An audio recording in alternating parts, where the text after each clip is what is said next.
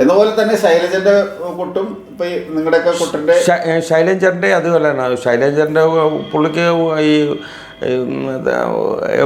വാശി ഉണ്ടാവില്ല. ജ്യേഷ്ഠനിയന്മാരാകുമ്പോൾ അങ്ങോട്ടും ഇങ്ങോട്ടും ഒരു വീട്ടിൽ തന്നെ ആകുമ്പോൾ വാശി ഉണ്ടാവില്ല. അങ്ങനെ ശൈലജൻ്റെ കൂടെ ഒത്തിരി ഇറങ്ങി ഞാൻ ശൈലജൻ്റെ കൂടെ കൊട്ടിയിട്ടുണ്ട്, ഷായിച്ചൻ്റെ കൂടെ കൊണ്ടിട്ടുണ്ട്. ഏറ്റവും കൂടുതൽ ഷായിച്ചൻ്റെ അച്ഛൻ പിന്നെ ഒഴിഞ്ഞു കൊടുക്കും. അതാ മക്കൾ പ്രവൃത്തിയിലായി കഴിഞ്ഞപ്പോൾ അങ്ങനെ ഒഴിഞ്ഞു കൊടുത്തു. ഞാൻ ദിവാരനാശാൻ്റെ അടുത്ത് ഞാൻ ഒരു 3 വർഷം പഠിച്ചിട്ടുണ്ട്. ദിവാരനാശാൻ, ദാമോദരനാശാൻ, പുലിപ്പാറ കൃഷ്ണൻകുട്ടി ആശാൻ എൻ്റെ ഗുരുനാഥൻ. കലാകൂടത്തിൽ ഞാൻ പഠിച്ചു, പിന്നെയും പോയി വിടുന്നു. ഇതെന്ന് പറഞ്ഞ ഹരമായിരുന്നു. ചെണ്ടയെന്ന് പറഞ്ഞാൽ എവിടെങ്കിലും ഇതിൻ്റെ എന്തെല്ലോ എന്നറിഞ്ഞ് പോകണമെന്നുണ്ടായിരുന്നു. അങ്ങനെ ദിവാരനാശാൻ്റെ അടുത്ത് അല്ലല്ല വൈക്കം ക്ഷേത്ര കലാവിടത്തിൽ ഞാൻ 3 വർഷം പഠിച്ചു. 4 വർഷമായിരുന്നു അവിടുത്തെ കോഴ്സ്. 3 വർഷം കഴിഞ്ഞപ്പോൾ മതിയാക്കി ഞാൻ പോന്നു. കലാഭാരതിൽ നിന്ന് ഇറങ്ങിയിട്ട് പിന്നെയും ഞാൻ പോയി. പിന്നെ അറിയണമെന്ന് പഞ്ചാരി കുറച്ച് അറിയണം. കളവെഴുത്തും പാട്ടും ഇടയ്ക്കാ പഠിക്കണം. അങ്ങനെയൊക്കെയാണ് അവിടെ ചെന്ന് കഴിഞ്ഞപ്പോൾ എല്ലാം അറിഞ്ഞിരിക്കണം. ചെണ്ട അറിഞ്ഞിരിക്കണം, സോപാനം അടിക്കണം, മറ്റേ മരപ്പാണി അറിഞ്ഞിരിക്കണം. അങ്ങനെ ദിവാരനാശാൻ്റെ അടുത്ത് ഞാൻ 4 വർഷം. അന്ന് ചെന്നപ്പോഴേ അച്ഛൻ എന്നുള്ള ഒരു വലിയൊരു ബഹുമാനം, ഒരു സ്നേഹവാത്സല്യം എനിക്ക് കിട്ടിയിട്ടുണ്ടായിരുന്നു. അച്ഛനും ദിവാരനാശാനും കേശവേട്ടനുമായിട്ട് ത്രിപിൾ മേളപ്പദം കൂട്ടിയിട്ടുണ്ടായിരുന്നു. അവർ 3 പേരും ഇവിടെ തെക്കൻ നാട്ടില മറ്റേ വർക്കല ഏരിയയില ഇതുപോലെ ത്രിപിൾ മേളപ്പദം കേശവേട്ടനല്ല വാസുവാശാനും ദിവാരനാശാനും അച്ഛനോടായിരുന്നു. അങ്ങനെ ആ ഒരു സ്നേഹത്തിൽ എന്നോട് പറയും, ഉണ്ണീഷ ഈ പിള്ളേരെ സാധയിപ്പിക്കാൻ പറയും, വെളുപ്പിനെ സാധയിപ്പിക്കാൻ പറയും. അങ്ങനെ ഞാൻ കുട്ടികളെയൊക്കെ അത് കഴിയുമ്പോഴേക്ക് ദിവാരനാശാൻ വരത്തുള്ളൂ. അന്ന് അവിടെ 3ാമത്തെ വൈക്കം കലാപീഠത്തിലെ 3ാം ബാച്ചിലാണ് ഞാൻ പഠിക്കുന്നത്. അപ്പം 1ാമത്തെ ബാച്ചിലെ മണിയങ്കിരി, ആശാൻ്റെ മക്കൾ മണിയങ്കിരിയും പിന്നെ ബേബിമാരാൽ 2ാമത്തെ 3ാമത്തെ ബാച്ച് ഞാൻ പഠിക്കുന്നുണ്ട്. അങ്ങനെ അവിടെ പിന്നെ ഏതൊക്കെ ഗുരുനാഥന്മാരുടെ അടുത്താണ് ഈ നേരത്തെ ആരോ പേര് പറഞ്ഞതുപോലെ തോന്നി ദിവാരനാശാൻ കൂടാതെ പാഴൂർ ദാമോദരനാശാൻ അവിടുത്തെ അധ്യാപകനായിരുന്നു.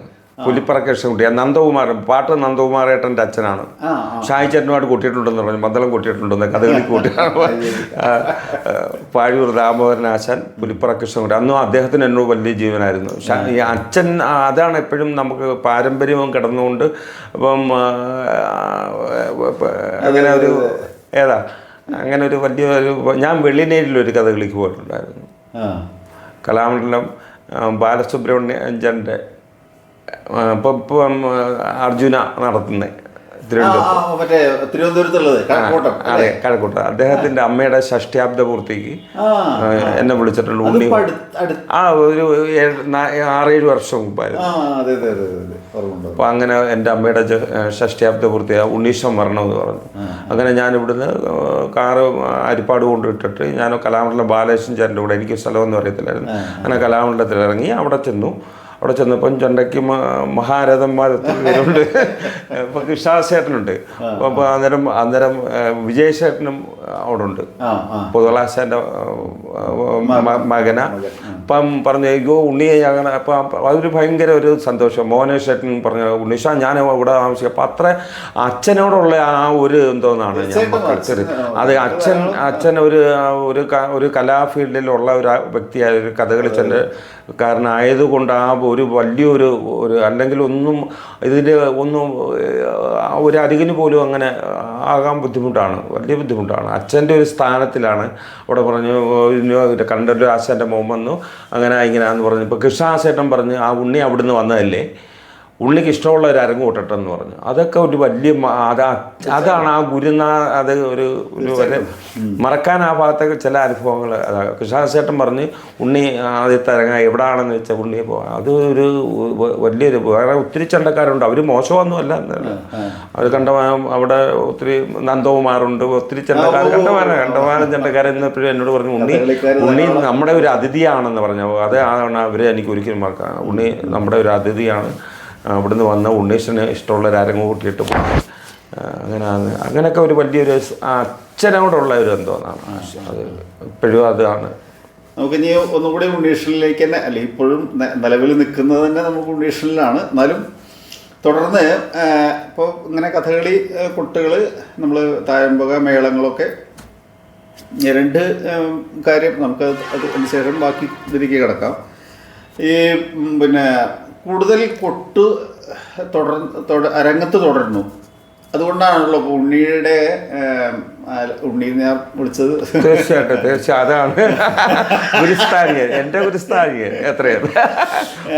ഞാനിതില് അക്ഷരങ്ങള്, വായ്ത്താരികള്, അതിൻ്റെ ഒരു തരത്തിൽ പറഞ്ഞാൽ അതിൻ്റെ ഒരു നമ്മൾ സ്വയം ആലോചിച്ച് കണ്ടെത്തുന്ന ചില അക്ഷരങ്ങൾ അല്ലെങ്കിൽ വായ്ത്താരികൾ, നമ്മുടെ ചൊല്ലുകൾ, അതൊരു പുസ്തക രൂപത്തിലാക്കാൻ നോക്കുക. എങ്ങനെയാണ് അതിൻ്റെ ഒരു പശ്ചാത്തലം ഉണ്ടായത്? അതിൻ്റെ ഒരു തോന്നൽ എങ്ങനെയാണ് ഉണ്ടായത്? അതിൻ്റെ ഇപ്പോഴത്തെ അതിൻ്റെ ഇതെന്താണ് ഒന്ന് പറയാൻ? ഞാൻ കഥകളിക്കൊട്ട് ജ്യേഷ്ഠന്മാരെല്ലാവരും ഒഴിഞ്ഞു തരണമല്ലോ. കുറച്ച് കഴിയുമ്പോൾ എല്ലാവരും അങ്ങോട്ട് ഒഴിഞ്ഞ് അടുത്ത തലമുറയ്ക്ക് ഉണ്ണിശേട്ടനായാലും ഇപ്പോൾ ഉണ്ണിശേട്ടൻ്റെ ശിഷ്യന്മാർ ഇഷ്ടം പോലെ ഇങ്ങനെ വരുന്നുണ്ട്. ഇപ്പം നമ്മളെ കുറച്ചൊക്കെ ഇപ്പം പറയുന്ന അദ്ദേഹം മതി എന്ന് പറയും. ഇപ്പോൾ ഷായിച്ചേട്ടനും അച്ഛൻ കഴിഞ്ഞപ്പോൾ ഷായിച്ചേട്ടനായി, ശൈലേന്ദ്രൻ ചേട്ടനായി. അങ്ങനെ കഴിഞ്ഞപ്പോൾ പിന്നെ എന്നെ മെയിനായിട്ട് കഥകളിക്ക് വിളിക്കാൻ തുടങ്ങി. തെക്കൻ നാട്ടിൽ സജീവമായിട്ടായി കഴിഞ്ഞപ്പോൾ ഇപ്പം ഞാൻ വിവാഹമൊക്കെ ആയി, വിവാഹം കഴിച്ചു. അപ്പോൾ അന്നേരം ഒരു കുടുംബം പുലർത്തണ്ടായോ. അപ്പോൾ അന്നേരം ഒരു കഥകളിക്ക് കൂട്ടുന്ന എത്ര കിട്ടുമെന്ന് ഞാൻ ഉണ്ണീശ്വരനോട് പറയണ്ടല്ലോ. അപ്പം തെക്കൻ നാട്ടിൽ നിന്ന് നെയ്യാറ്റിൻകര, പാറശാല, അവിടെ എല്ലാം കഥകളിക്ക് പോയിട്ട് വീട്ടിൽ വന്നു കഴിഞ്ഞ് ഇപ്പം ബസ്സിലാണ് പോകുന്നത്. ഓച്ചറെ കൊണ്ടുവന്ന് സൈക്കിൾ കൊണ്ടുവച്ചിട്ട് ബസ്സിൽ അവിടെ കഥകളിക്ക് പോയിട്ട് തിരിച്ച് വരുമ്പോൾ അത് തുച്ഛമായ പൈസ കൊണ്ടൊന്നും ഒരു ജീവിതം മുന്നോട്ട് പോകാൻ കഴിയുന്നില്ല. ഏതാ അങ്ങനെ ഏതാണ്ട് ഒരു 10-15 വർഷം എന്തായാലും ഒന്ന് പിടിച്ചു നിൽക്കാൻ നോക്കി. സജീവമായിട്ട് കഥകളി രംഗത്ത് തന്നെ സജീവമായിട്ട് കഥകളിക്ക് തന്നെ കൂട്ടാൻ തുടങ്ങി.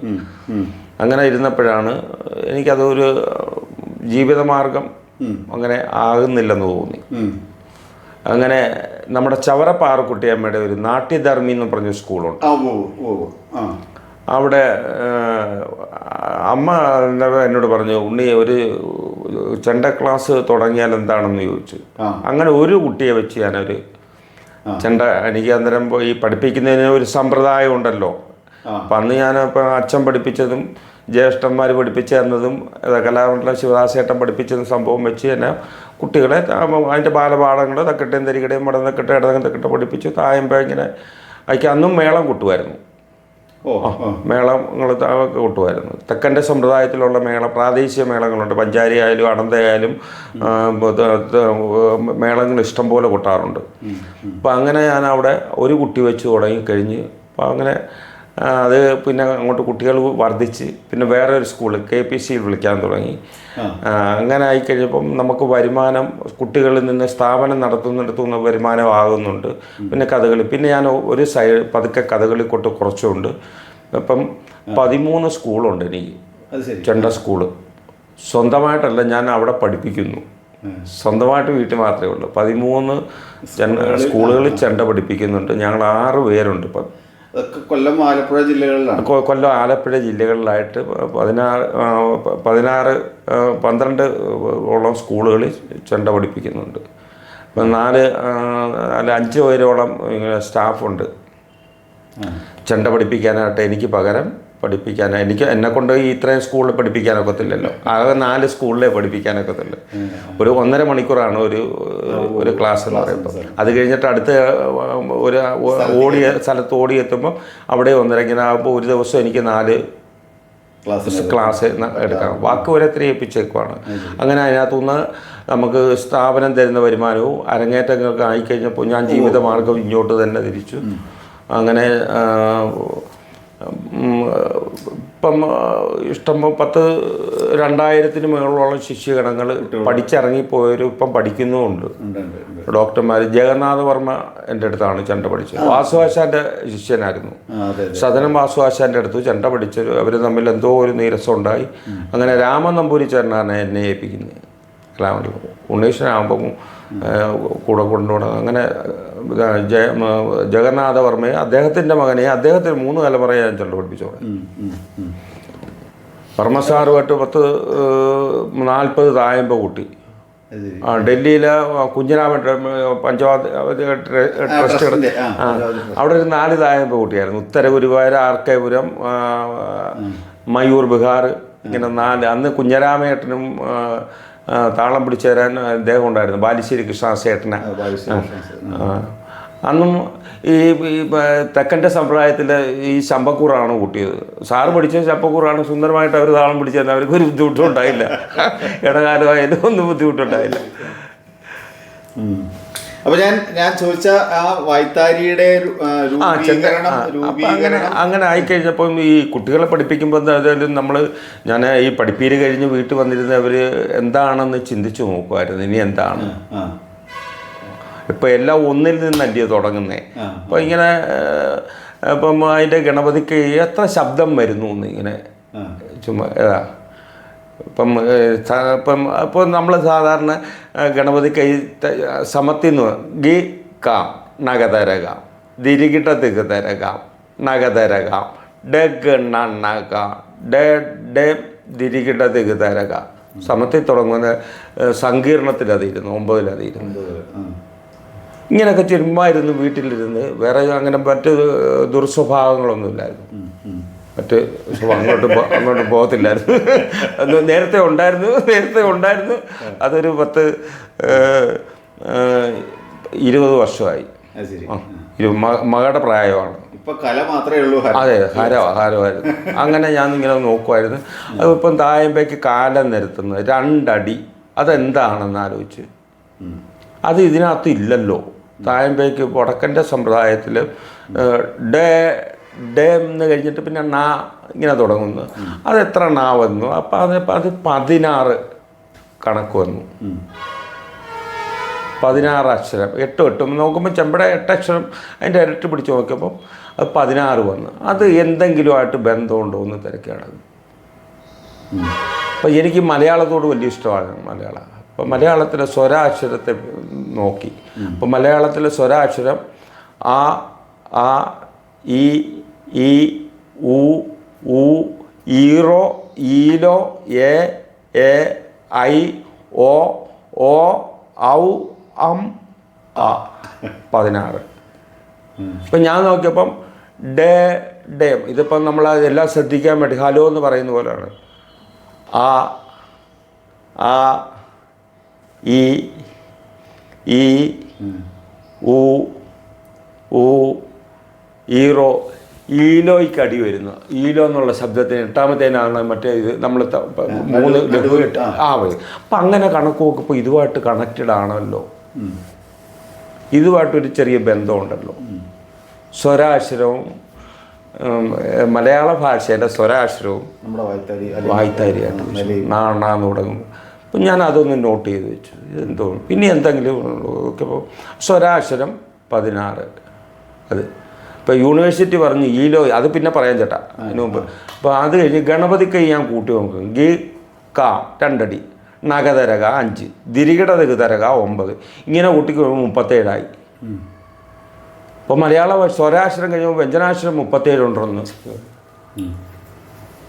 അപ്പം അന്നേരം വ്യഞ്ജനാക്ഷരത്തിൻ്റെ കണക്കിലാണ് ഗണപതി കൈ കിടക്കുന്നത്. കണക്ക് അല്ല, വേറെ ഒന്നും ഞാൻ പറയുന്നത്. എനിക്ക് അതേ കണക്ക്.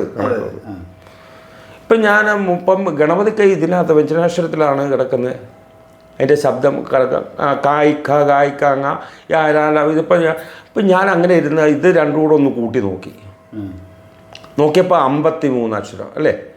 സ്വരാക്ഷരം 16, വ്യഞ്ജനാക്ഷരം 37. 37ഉം 16 കൂടെ കൂട്ടിക്കഴിഞ്ഞാൽ 53. അപ്പം ഞാൻ വൈക്കത്ത് കലാപടത്തിൽ പിടിച്ച ഗുരുനാഥനെ ഓർത്ത് 53 അക്ഷരം 2 തത്വം പാണി കൂട്ടുന്നത്, മരപ്പാണി കൂട്ടുന്നതില്ല. പ്രസിദ്ധമായ മരപ്പാണി കൂട്ടുന്നതില്ല. അത് ഉണ്ണീഷേട്ടന് അറിയില്ല. അല്ല അതിനെപ്പറ്റി എങ്ങനെ ആലോചിച്ചിട്ടില്ല. ഈ മരപ്പാണിക്ക് അറിയാം. മരപ്പാണി എത്ര അക്ഷരത്തില 4 തത്വം കൂട്ടുന്നത് എത്രല്ലാന്ന് ആശാന്മാരോട് അതിനകത്തോട്ട് തിരിഞ്ഞിട്ടില്ലല്ലേ? എനിക്ക് ശ്രദ്ധിച്ചിട്ട് പറഞ്ഞു ശരിയാണെന്ന് പറഞ്ഞു. ഞാൻ പല ആൾക്കാരോടും 53-ലാണ് മരപ്പാണി കൂട്ടുന്ന 4 തത്വം. വലിയ തർക്കങ്ങൾ സോഷ്യൽ മീഡിയയിലൊക്കെ ഉണ്ടായി. ശരിയാന്ന് പറഞ്ഞു, കണക്ക് ശരിയായി. ഇത് കൂട്ട് സ്വരാക്ഷരം 16, പഞ്ചരാക്ഷരം 37, 53 പ്രസിദ്ധമായ മരപ്പാണി കൂട്ടുന്നത്. സമ്മതിച്ചേ പറ്റത്തുള്ളൂ. ഇപ്പം മലയാള ഭാഷയായിട്ട് ബന്ധമായി.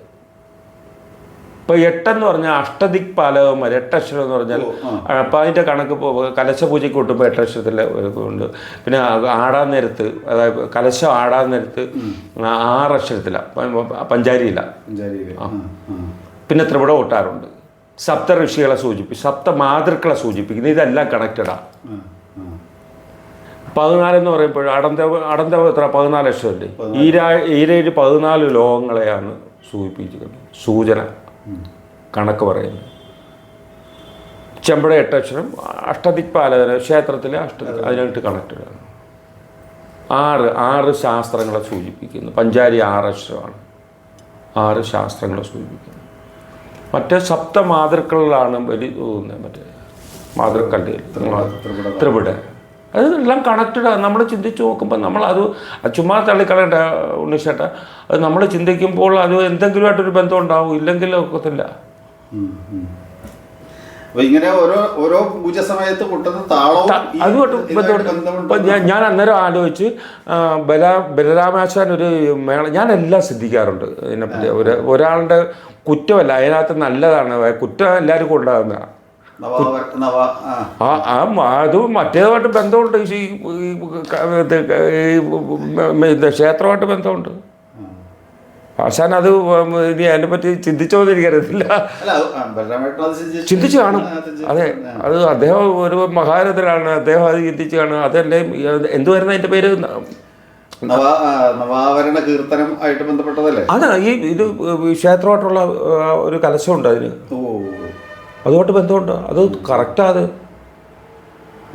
ഇപ്പോൾ ഞാൻ അന്നേരം അദ്ദേഹം എന്തെങ്കിലും തിരിഞ്ഞ് കാണുമെന്ന് ഇത് അറിഞ്ഞു. നമ്മൾ പുറന്നോട്ട് ചിന്തിച്ചാലേ ഉണ്ടാകത്തുള്ളൂ. പുറന്നോട്ട് ചിന്തിച്ചാൽ മറ്റേ പുറന്നോട്ട് സഞ്ചരിക്കുമ്പോൾ ഇത് വലിയ ഒരു കാഴ്ചപ്പാട്. നമ്മളതിൻ്റെ പിന്നെ ശാസ്ത്രീയ വശം ഏത് വലിയ പല മേഖലകളിലും ഉണ്ടെന്നുള്ളതിനൊരു തെളിവാണല്ലോ. അപ്പോൾ അക്ഷരവും മാത്രയും നമ്മുടെ അക്ഷരവും മാത്രയും കൊട്ടും ഈ ഇത്തരം പിന്നെ എന്താ പൂജാകർമ്മങ്ങളാവട്ടെ, അല്ലെങ്കിൽ നമ്മൾ അരങ്ങിൽ ചെയ്യുന്ന പ്രവൃത്തിയാവട്ടെ, ഇത് ഈ വടക്ക് ഞാൻ ഏറ്റവും കൂടുതൽ ഇതിനെപ്പറ്റി ഈ കൂടുതൽ ഞാനൊരു 15 വർഷം കൊണ്ട് ഞാൻ സ്റ്റേറ്റ് കലോത്സവത്തിന് മാർക്കിടാൻ പോകുന്നുണ്ട്.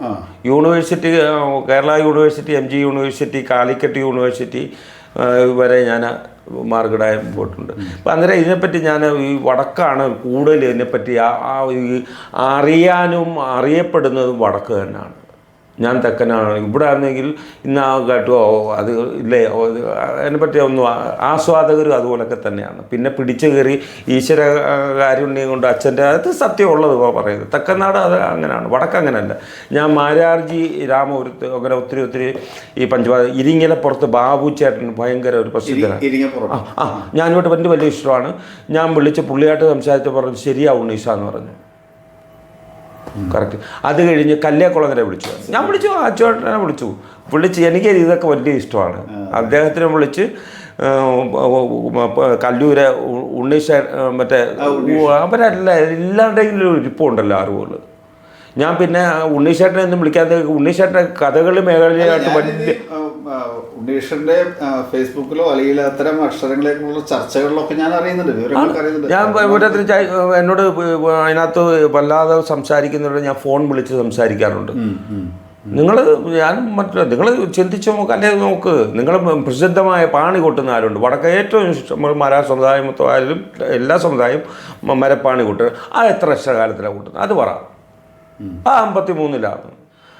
ഞാൻ പറഞ്ഞ അതിൻ്റെ കണക്കാന്ന് പറഞ്ഞാൽ അവസാനം വരുമ്പം ആ സ്പീഡ് കൂട്ടുന്ന യാ രാ ലാ വാ ഷാ സ ഹ അത് അവസാനം വരുമ്പം സ്പീഡ് മരപ്പാണിയുടെ അകത്ത് ആ ഇത് ഈ കണക്ക് ശരിയാണ്, എനിക്ക് ഇത്ര അറിഞ്ഞാൽ മതി, ഞാൻ കൊട്ടുന്നതല്ല എനിക്കിത്.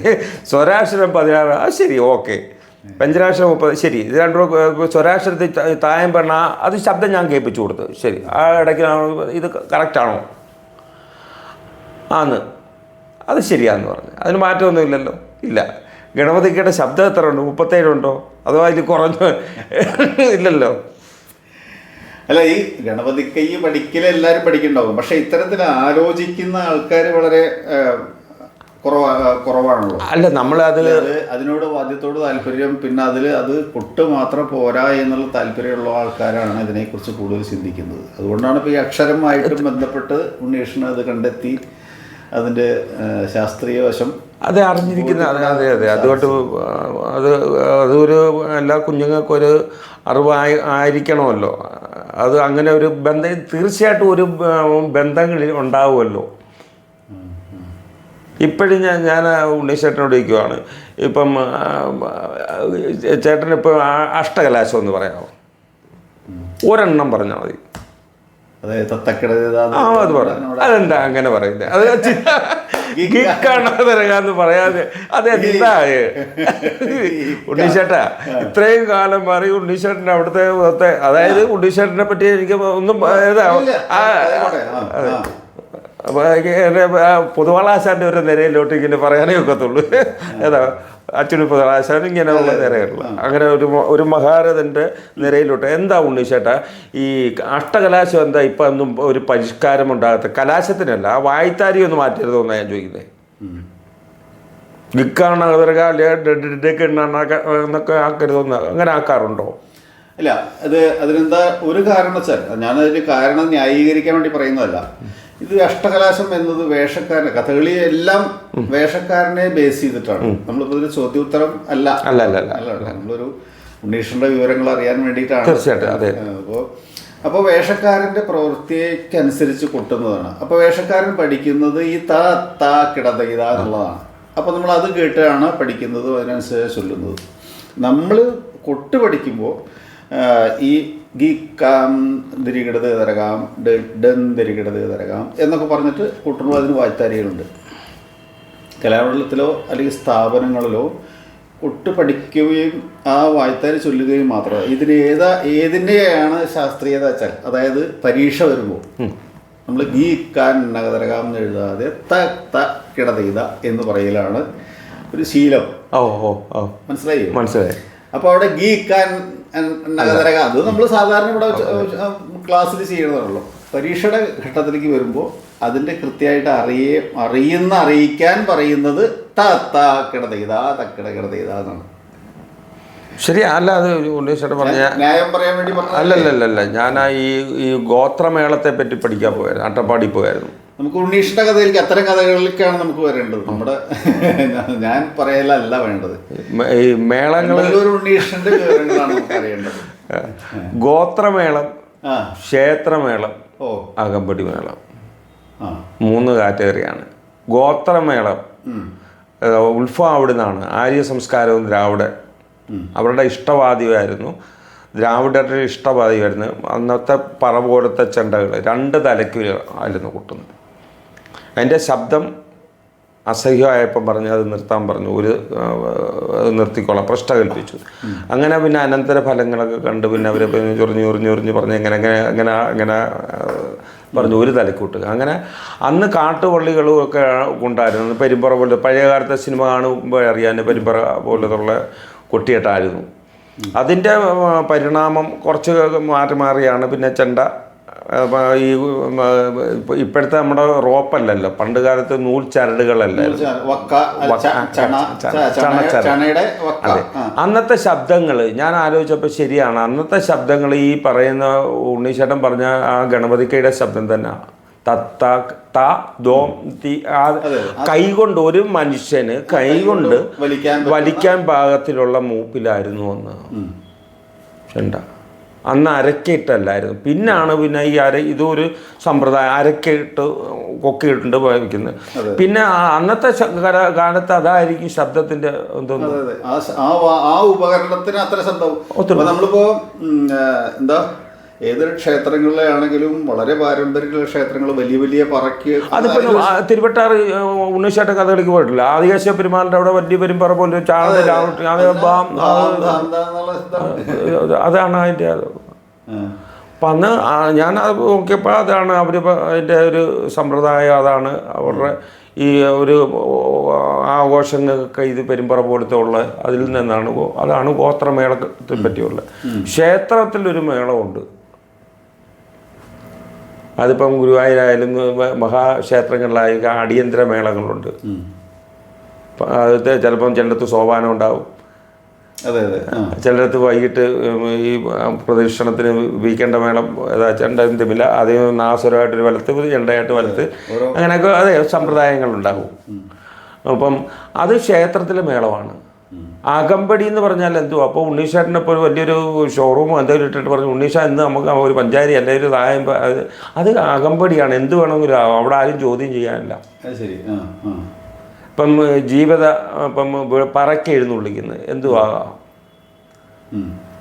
ഏതാ വെളിയിലോട്ടുള്ളതാണ്. അകമ്പടിക്ക് എന്തുവാ, കെട്ടുകാഴ്ചയ്ക്ക് എന്ത് വേണമെങ്കിലും നമുക്ക് ഏത് വേണമെങ്കിലും ഇപ്പം നാസിക്കോ അങ്ങനെ ഒത്തിരി മേളങ്ങൾ ഇറങ്ങിയിട്ടില്ലേ, എന്ത് വേണമെങ്കിലും ആകും. പക്ഷേ ഇത് മാത്രം ക്ഷേത്രത്തിൽ അതിൻ്റെതായ ചിട്ടപ്രകാരമുള്ള വാദ്യങ്ങളാണ്, അതിന് മാറ്റങ്ങളൊന്നുമില്ല. വെളിയിലാണ് അതിനാണ് അകമ്പടി മേളം. അത് ഇപ്പൊ ഒരു ശിങ്കാരിമേളം ഗുരുവായൂർ അമ്പലത്തിനകത്ത് കയറ്റാൻ പോകും. ആഘോഷങ്ങളായിട്ട് ബന്ധപ്പെട്ട അതെ, ഗോത്രമേളം, ക്ഷേത്രമേളം, അകമ്പടി മേളം. അത് വെളിയിൽ, അകമ്പടിയെല്ലാം വെളിയിലാണ് കൂട്ടുന്നത്. അതെന്തും ആകാം, ഏതാ എന്ത് വേണമെങ്കിലും ആകാം, പഞ്ചവാദ്യാകാം, ഏതാ. അപ്പം അതിൻ്റെ ഒരു ഉദാഹരണം ഞാൻ പറഞ്ഞുതരാം. കലാവളുടെ ശിവാസേട്ടനോട് ചോദിച്ചറിയാം. കലാവളുടെ ശിവാസേട്ടൻ്റെ ഓച്ചറ, ഈ ഏറ്റവും മധ്യ തെക്കൻ നാട്ടിലെ ഏറ്റവും വലിയ ഈ ഓച്ചറ കെട്ടുത്സവമുണ്ട്. ഓച്ചറ കാളകെട്ട് 52 കരയുന്നു, ഏതാണ്ട് ഒരു 180, 200, 300, 400 കാളകൾ പല സ്ഥലത്തു നിന്നും വരും. ഭയങ്കര കൈരവന്മാർ കൊണ്ടുവരും. ഇപ്പോൾ ഉണ്ണീശേട്ടന് ശിവാസേട്ടനെ ഇതിനെ പറ്റി അറിയത്തില്ലായിരുന്നു. ഇവിടെ ആരാണ്ട് പിടിച്ച് മേള കഴിപ്പിച്ച് അവിടുന്ന് പുള്ളി പഞ്ചാരി മേളമെന്ന് പറഞ്ഞു. അതാണ് തെക്കൻ നാട്ടിൻ്റെ ഏറ്റവും വലിയൊരു എന്തെന്ന് പറയാം കുറവ് പറഞ്ഞത്. ഇവർ പഞ്ചാരി എന്നുള്ളത് ഇവർക്ക് ശിങ്കാരിയായിരുന്നു വേണ്ട. ഉണ്ണീശേട്ടൻ ഇവർ തിരിഞ്ഞു പോയി ഏൽപ്പിച്ചത് ശിങ്കാരി. ആ ചേട്ടൻ ഇവിടെ വന്ന് ആദ്യമേ അവർ കൊമ്പും കുരലും ഒക്കെ ആയിട്ട് വന്ന് ഇവിടെ നല്ല മേളമൊക്കെ കൊട്ടിക്കഴിഞ്ഞപ്പോൾ കുഴപ്പമില്ല, മേളമല്ലേ, ശബ്ദമെല്ലാം വല്ല അങ്ങോട്ട് കെട്ടുകാഴ്ച പിടിക്കാൻ തുടങ്ങിക്കഴിഞ്ഞപ്പോൾ ഈ മേളം മറ്റേ തുള്ളക്കൊട്ട്, തുള്ളക്കൊട്ടെന്ന് പറഞ്ഞാൽ മനസ്സിലായില്ലേ, അത് കൊട്ടാൻ പറഞ്ഞു. ഇദ്ദേഹം ഒന്ന് ആലോചിക്കും, ഇപ്പോൾ ഒരു കലാകാരനോട് അദ്ദേഹം അത് മോശമാണെന്ന് ഒരിക്കലും ഞാൻ പറയത്തില്ല. പക്ഷേ അവിടെ ചെന്ന് അദ്ദേഹത്തിൻ്റെ സ്റ്റാൻഡേർഡ് അനുസരിച്ചുള്ള പുള്ളിയെ തായമ്പയായാലും പഞ്ചാരിയായാലും പാണ്ടിയായാലും എല്ലാം കൊട്ടുന്ന കഥകളി കൊട്ടുന്ന തായമ്പക്കാരനും അയാളെ വിളിച്ച് ശിങ്കാരി മേളത്തിൻ്റെ കൂടെ കൊട്ടണമെന്ന് പറയുമ്പോൾ അദ്ദേഹം അത് ഒത്തിരി, ഇപ്പം നമ്മളായാലും പറയത്തില്ല അങ്ങ് ഒത്തിരി താഴ്ന്നു പോയോ, അത് മോശമാണെന്നല്ല ഞാൻ പറഞ്ഞത്. ശിങ്കാരി മേളം മോശമാണെന്ന് അദ്ദേഹം അതിനല്ല പോകുന്നതാണ്. അപ്പം അങ്ങനെയൊക്കെ ഉള്ള ഒരു അപ്പം അന്നേരം ഇത് അകമ്പടിക്ക് എന്തും ആകാം. ക്ഷേത്രമേളം,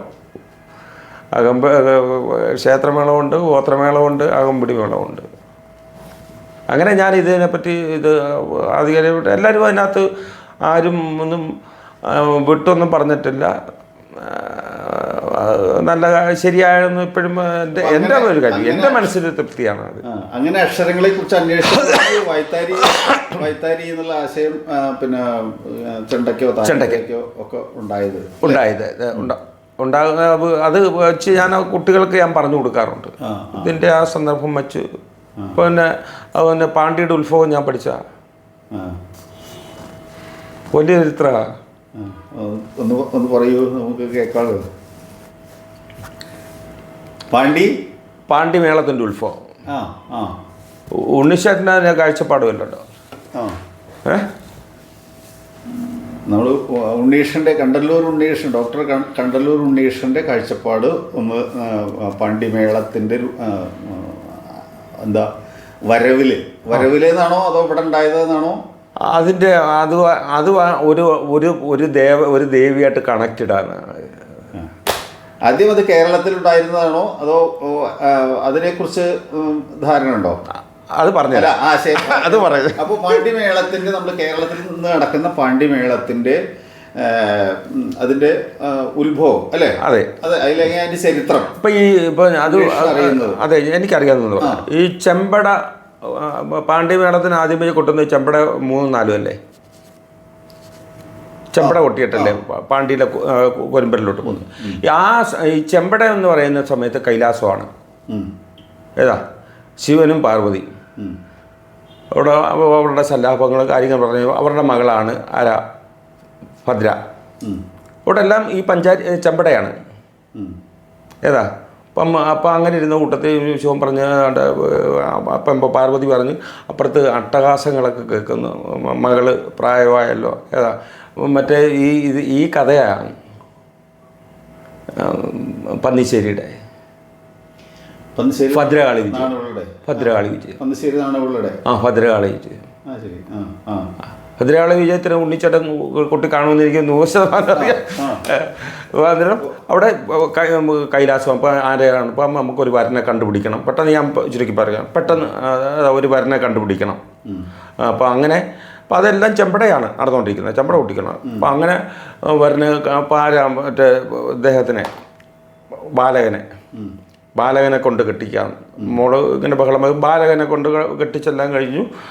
എല്ലാം സന്തോഷമായിട്ട് അവർ അപ്പം അന്നേരം സ്ത്രീധനമായിട്ട്, അന്നത്തെ ഇപ്പം സ്ത്രീധനം എന്നങ്ങ് പറഞ്ഞതേ ഉള്ളൂ, ഒരു ചെമ്പ് ചിലങ്ക എല്ലാം കൊടുത്തു വിട്ട് അവിടെ അവർ സന്തോഷമായിട്ട് പാണ്ഡ്യരാജ്യത്തിലോട്ട് പോയി. അവിടെ താമസിക്കുന്ന സമയത്ത് മറ്റേ എല്ലായിടത്തും മറ്റേ ദാരിദ്ര്യം കൊണ്ടെല്ലാം മൂടിക്കഴിഞ്ഞപ്പോൾ ഈ പറഞ്ഞ ഒരു കാര്യം ഈ ചിലമ്പെടുത്ത് ഈ ചിലമ്പ് കൊണ്ടുപോയി വിറ്റതിൽ നിന്നുള്ള ഇവിടെ എല്ലാം ചെമ്പടയാണ്. 3-4 നടന്നുകൊണ്ടിരിക്കുകയാണ്. ഇപ്പം ഇതെല്ലാം സൗമ്യമാണ്, ഇവിടെ എല്ലാം സൗമ്യമാണ്. അപ്പം പറഞ്ഞ് ബാലകൻ്റെ അടുത്ത് നിന്ന് മറ്റേ ഇദ്ദേഹത്തിൻ്റെ കൂട്ടുകാരൻ വരുന്നു, ആരാ? പള്ളിച്ചോദവൻ വരുന്നു. അദ്ദേഹം അവരുമായിട്ട് ഉള്ള അതെല്ലാം ചെമ്പട മേളത്തിൽ 4 കയറി, 3 കഴിഞ്ഞ് 4 കയറി 4-ാം കാലത്ത് കൊട്ടിക്കൊണ്ടിരിക്കുക. ഏതാ? അവിടെ എല്ലാം സൗമ്യമായിട്ടുള്ള കൊട്ടില്ല. 3-4 എന്ന് പറഞ്ഞാൽ സൗമ്യമായിട്ടുള്ള കൊട്ടാണ്. അപ്പം അങ്ങനെ അവർ ആയിക്കഴിഞ്ഞ് ഈ ചിലമ്പുമായിട്ട് പോകുന്നു. പാണ്ഡ്യ ഒരു തട്ടാൻ കാണുന്ന ആ കഥ അറിയാമല്ലോ, ഞാൻ പറയാതെ. തട്ടാൻ അത് മൊത്തം ചേട്ടൻ വിസ്തരിച്ച് അങ്ങ് ഊഹിച്ചെടുത്താൽ ശരിയായിക്കോളും. തട്ടാൻ കാണുന്ന അദ്ദേഹം ഇത് മറ്റേ പണ്ടത്തെ രാജാവിൻ്റെ ചിലങ്കയായിരുന്നു, ഇത് ചിലമ്പായിരുന്നു. ഇത് ഇവനെ കൊണ്ടുവന്ന് തൂക്കിലേറ്റുന്നു. ഇവിടം തൊട്ടാണ്. അതാ ഇവിടെ ചെമ്പട കൊട്ടി തീരുക, തൂക്കിലേറ്റുന്നു. ഇത് ഇപ്പം അവിടെ ഒക്കെ പറഞ്ഞേക്കുന്നത് അങ്ങ് പോയിക്കോ, ഈ വിളക്കും മാമ്പഴവും ഇതും ഖനികളെല്ലാം വെച്ചുകൊണ്ടിരിക്കുക. ഇത് അണയുന്ന ഏത് സമയമാണ് അവിടെ അങ്ങേക്ക് എന്തെങ്കിലും സംഭവിച്ചെങ്കിൽ ഞാൻ അവിടെ എത്തിക്കൊള്ളാമെന്ന്. ഏതാ? ഈ തൂക്കിലേറ്റ് ഇത് അണയുമ്പോൾ അട്ടഹാസം അത് കണ്ടിട്ടുണ്ടല്ലേ? അത് അവിടെ കൊരുമ്പൽ തുടങ്ങുക. ഇവിടുന്ന് ദേവി ഒന്ന് ആലോചിച്ച് നോക്കി ആ സന്ദർഭം. പന്നിശ്ശേരി ആദ്യം പിന്നെ അവിടുന്ന് രൗദ്രത്തിലോട്ട് പോവാണ്. പിന്നെന്തുവാ താളം വീഴുന്നത്? പിന്നെന്തുവാ പാണ്ഡ്യയുടെ പെട്ടെന്ന് പിന്നെ അവസാനം എന്തുവാ? തോറ്റംപാട്ട് ഏതാതിരുന്നു? തോറ്റുപാട്ട് എവിടെ? അല്ല ചേട്ടൻ കമ്പയർ ചെയ്ത് നോക്ക്. ഇവിടെ ഈ ഇതണയം തൊട്ടാണ് രൗദ്രമാണ് അവിടെയാണ് യഥാർത്ഥ പാണ്ഡ്യ തുടങ്ങുന്നത്. അവിടെ അല്ലയോ? എനിക്ക് ഒത്തിരി അതിനെപ്പറ്റി അറിയില്ല. തെക്കൻ്റെ പാണ്ഡ്യ സമ്പ്രദായത്തിൽ വ്യത്യാസമുണ്ട്, അതുകൊണ്ടാണ് ഞാൻ പറയാം. ആ കൊരുമ്പൽ ഇവിടെ ഇല്ല. ചെമ്പട കഴിഞ്ഞാൽ ഉടനെ മറ്റേ തുടങ്ങി. പിന്നെ വേറൊരു സമ്പ്രദായം, ചെറിയ വ്യത്യാസങ്ങളുണ്ട് പ്രാദേശികമായിട്ടുള്ളത്. എങ്ങനെയും നമുക്ക് ഈ പുരാണ കഥയായിട്ട് ബന്ധമുണ്ട്.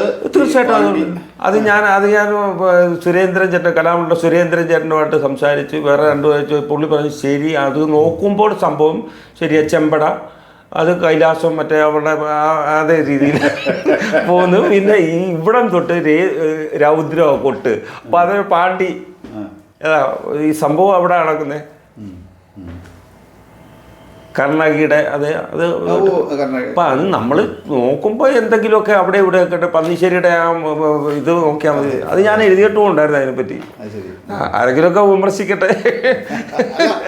വിമർശനം ഉണ്ടായതുകൊണ്ട് കുഴപ്പമില്ല. നമുക്ക് വിമർശിക്കാൻ ഒരു കാരണം ഉണ്ടാവണമെങ്കിൽ നമ്മളത് കണ്ടെത്തിയിട്ട് വേണ്ടല്ലോ. അതെ അതെ, അപ്പോഴാണല്ലോ നമ്മളത് സമൂഹത്തിനോട് പറയലും. അപ്പോൾ വിമർശനമോ സ്വീകരണമോ അത് രണ്ടും ഉണ്ടാവും. അല്ല അത് നമ്മൾ ഇപ്പം ചേട്ടൻ പറഞ്ഞു ചേട്ടാ അതൊരു സാമ്യം ഉണ്ടല്ലോ എന്ന് പറയത്തില്ലേ. ഇപ്പം ഞാൻ പറയട്ടല്ലേ, ഇപ്പം ഉണ്ണിച്ചേട്ടൻ്റെ സമ്പ്രദായം കൊട്ടിൻ്റെ പറയും ശിഷ്യന്മാരുടെ കൊട്ട് അത് ഉണ്ണിച്ചേട്ടൻ്റെ വഴിയാന്ന് പറയുമോ പറയത്തില്ലേ ഉണ്ണിച്ചേട്ടൻ ഞാൻ പറയട്ടെ, ഞങ്ങളുടെ ഇപ്പം ഞാൻ കൊട്ടിക്കൊണ്ടിരിക്കുമ്പോൾ ഉണ്ണിച്ചേട്ടൻ ഇടയ്ക്ക് തെക്കൻ സമ്പ്രദായം കയറി കൊട്ടാറുണ്ടെന്ന് പറയാറുണ്ട്. ഏതാ തെക്കൻ്റെ ചെറിയ ചോവ വരുന്നെന്ന് എന്ന് പറയുന്നത് അല്ലേ, അച്ഛൻ്റെ ഒരു സമ്പ്രദായം കയറി വരുന്നല്ലോ ഇടയ്ക്കെന്ന് പറയും. അതുണ്ടാവും, പാരമ്പര്യമായിട്ട് പഠിച്ചതല്ലേ, തീർച്ചയായിട്ടും അതുണ്ടാകും.